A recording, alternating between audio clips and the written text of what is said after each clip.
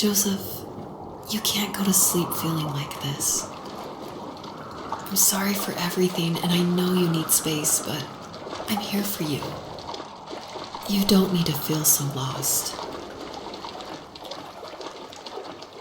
Joseph, have I ever told you what my mother was like?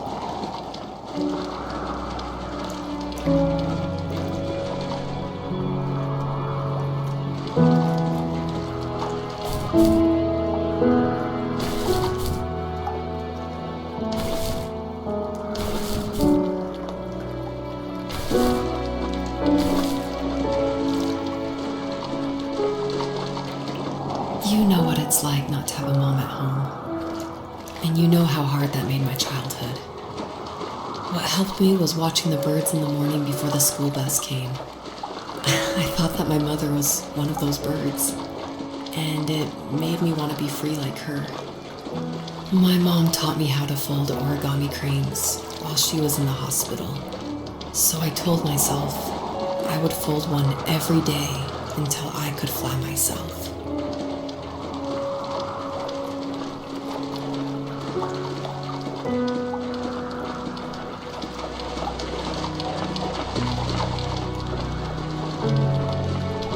I think we both have always loved animals, and for me that love started with a dog. Sometimes this Rottweiler would come up to our property line and wait at the fence for me, but only once in a while.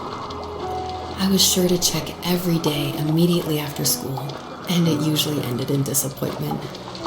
I would even steal money from my passed out dad just so I could buy these off-brand dog biscuits. Even when she did stop by, she never went beyond the fence. Why was she so scared?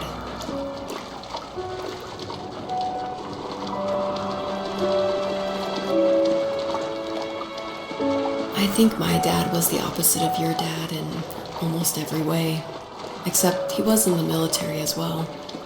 He coped with alcohol of every kind. The trailer started falling apart, he got angry, and I withdrew.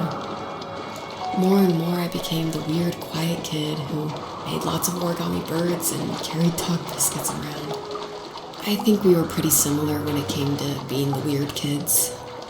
And that same sincerity in college was one of the reasons I was so drawn to you. Life got worse and worse, and at one point, I really didn't think I could survive another day with my soul still intact. I had no real friends, let alone neighbors, since we lived in the middle of nowhere. I should have talked to my teacher, but I was scared what he would do if he found out.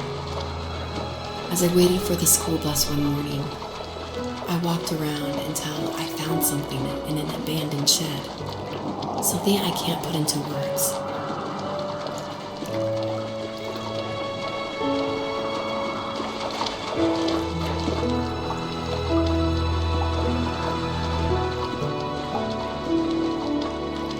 You have strength, Joseph, and you're not as alone as you think.